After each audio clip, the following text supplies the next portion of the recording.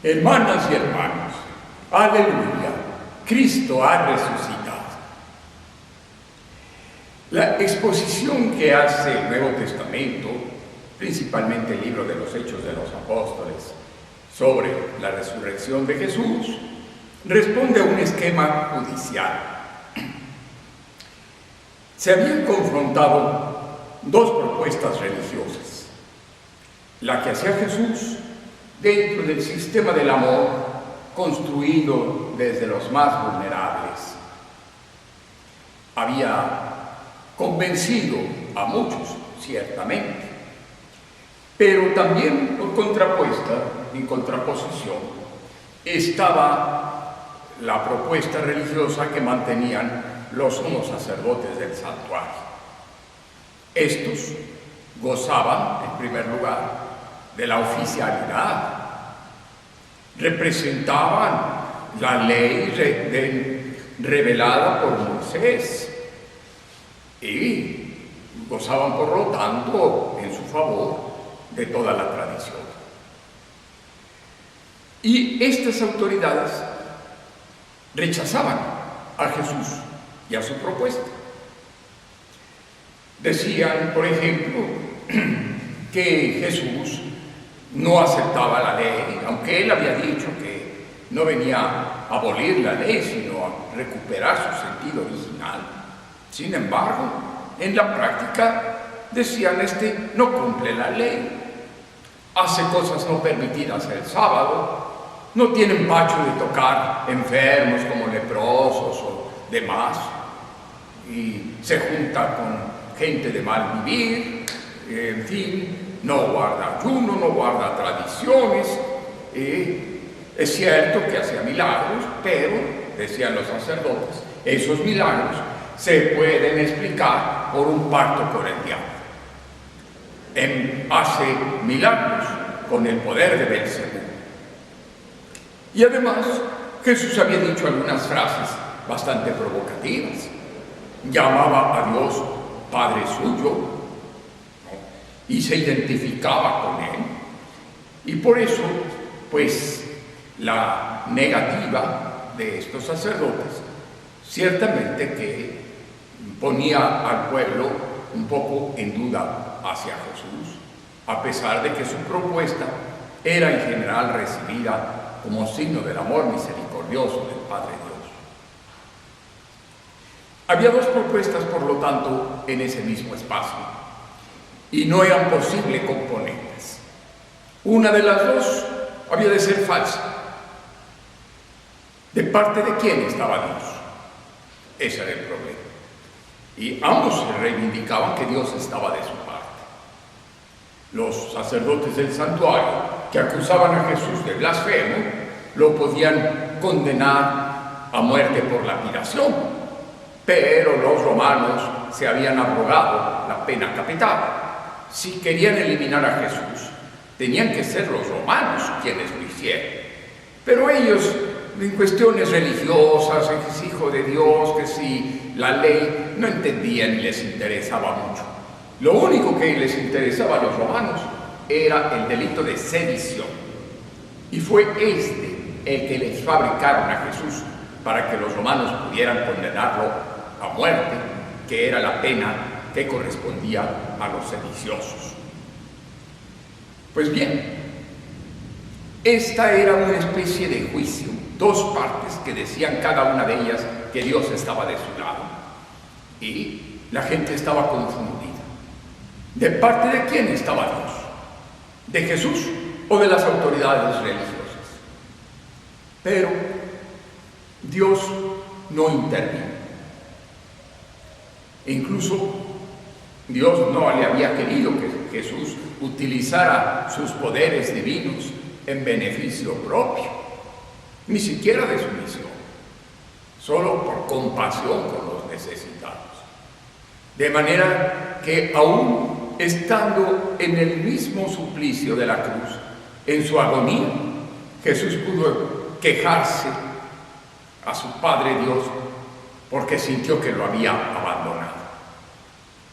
Sin embargo, poco después, Dios resucitó a Jesús de entre los muertos y por lo tanto así manifestó que Dios estaba de parte del condenado a muerte y no de parte de los sacerdotes del santuario. Fue ciertamente un pronunciamiento discreto. Sí, el terremoto, que se oscurece el sol, que el velo del templo se rasga, podrían explicarse por cuestiones naturales, coincidencias, pero consta la resurrección de Jesús como cualquier hecho histórico, porque hubo testimonios orales o escritos, hubo testimonios de la resurrección de Jesús. Testimonios también solos. Los apóstoles, las mujeres que llegaron en la mañana vieron el sepulcro vacío, y ciertamente que hubo algunas apariciones a sus más cercanos, pero no es que estuvieran predispuestos a aceptar cualquier alucinación. Sus mismos más allegados lo confundían con el jardinero, con un pez, con alguien desde la orilla les decía dónde había el cardumen.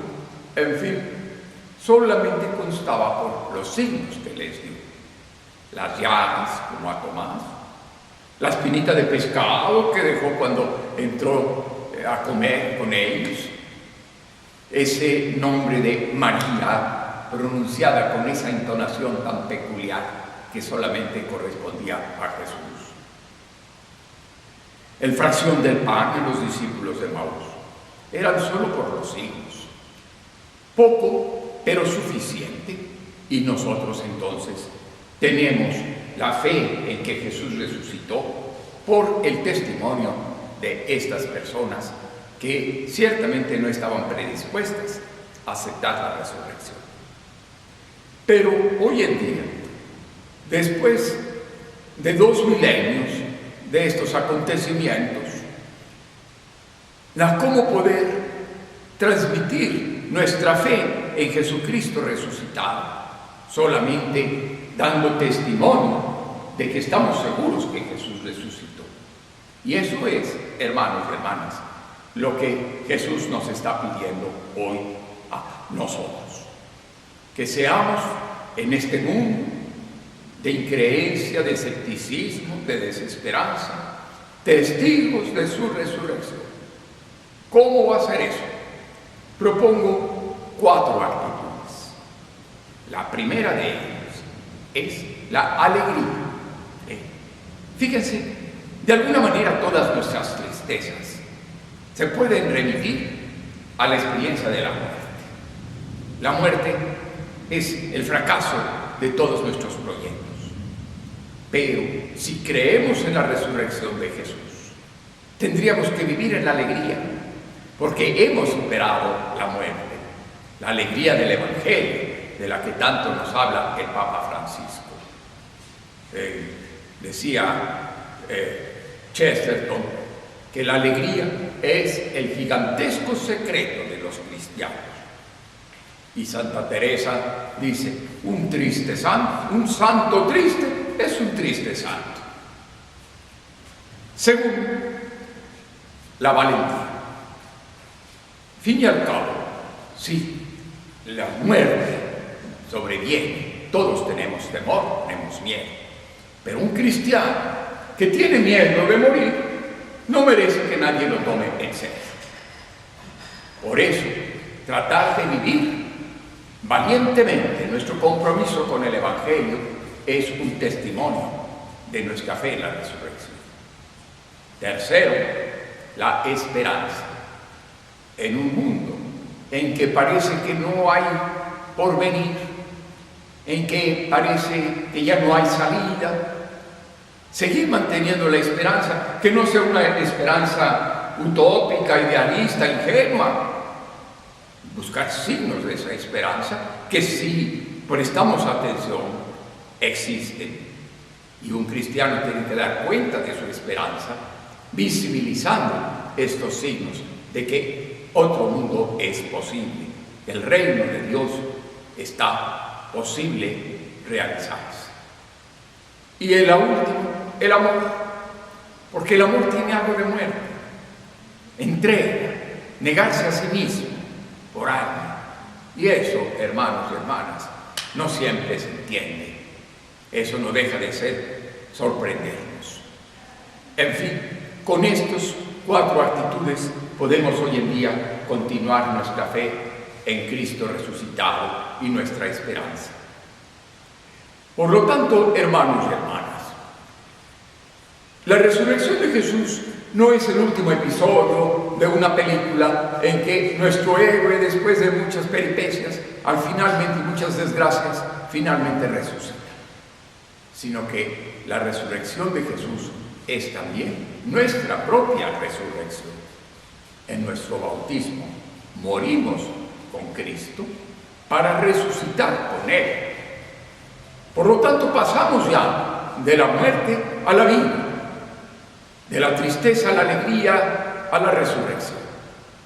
Y es, por lo tanto, una fiesta nuestra que tenemos que vivir hoy con esa alegría del Evangelio profunda, plena, que no es la de estar contentos o las alegrías mundanas, sino la alegría que nos empuja al compromiso, a continuar el proyecto de Jesús, que dejó muy bien encaminado, pero que cuyo desenvolvimiento nos toca a nosotros realizarlo a través de la historia. ¡Feliz Pascua de Resurrección!